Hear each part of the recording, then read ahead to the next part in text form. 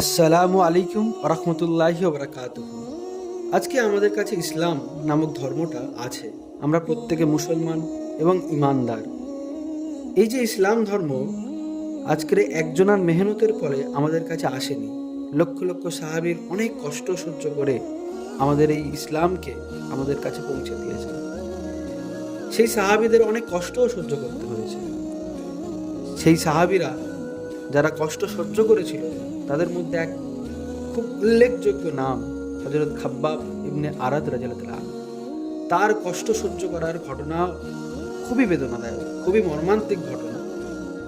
সেই হযরত খাব্বাব রাদিয়াল্লাহু আনহু ছিলেন সেই সকল সৌভাগ্যবান লোকদের অন্যতম যাহারা স্বেচ্ছায় নিজেদেরকে পরীক্ষার সম্মুখীন করিয়াছিলেন। তিনি আল্লাহর রাস্তায় কঠিন হইতে কঠিনতর দুঃখ কষ্ট সহ্য করিয়াছেন। শুরুতেই 5-6 জনের পর তিনি মুসলমান হইয়া গিয়াছিলেন।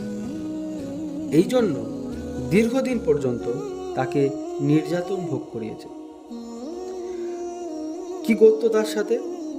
লোহার পোশাক পরাইয়া তাহাকে প্রচণ্ড রৌদ্রে ফেলিয়া রাখা হইত, যাহার ফলে গরম আর প্রচণ্ড তাপে ঘামের পর ঘাম বাহির হইতে থাকে। অধিকাংশ সময় উত্তপ্ত বালুর উপর অর্থাৎ বালির উপর তাকে শোয়ানো হতো, ফলে কোমরের গোস্ত পর্যন্ত গলিয়া খসে পড়ে যেত। তিনি একজন মহিলার গোলাম ছিলেন। মহিলা সংবাদ পাইল যে এই ব্যক্তি মুহাম্মদ সাল্লাল্লাহু আলাইহি সাল্লামের নিকট যাওয়া আসা করে। উহার শাস্তি স্বরূপ সে লোহা গরম করিয়া তাহার মস্তকে দাগ দিত।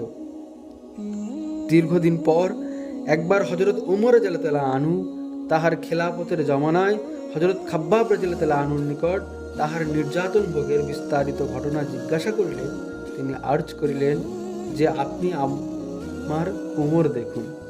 মানে হযরত খাব্বাব রাদিয়াল্লাহু আনহু ওমর রাদিয়াল্লাহু আনহুকে বলছে আপনি আমার কোমরটা দেখুন।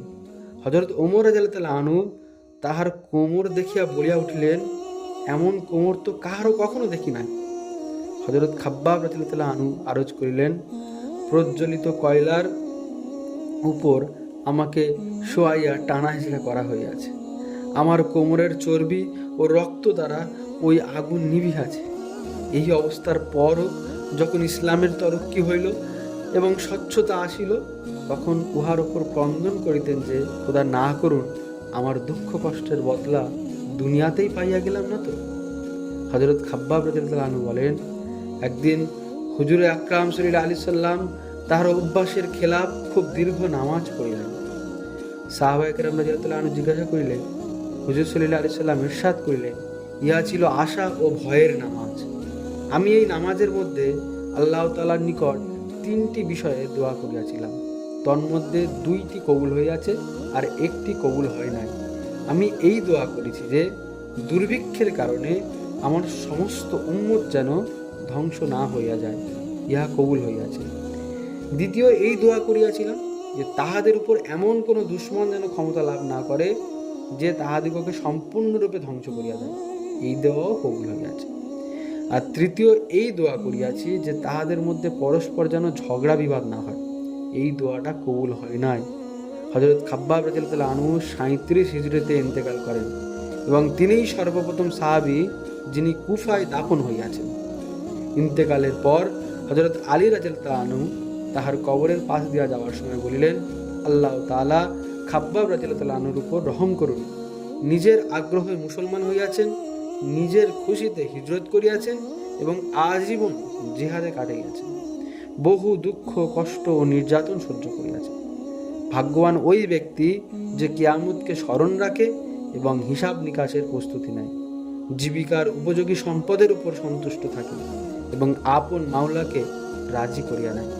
বাস্তবে মাওলাকে রাজি করা এই সকল সৌভাগ্যবান লোকের পক্ষেই সম্ভব ছিল, কেননা তাহাদের জীবন প্রতিটি কাজ তারা যেগুলো করেছে সেগুলো মাওলাকে রাজি খুশি করার জন্যই করেছে।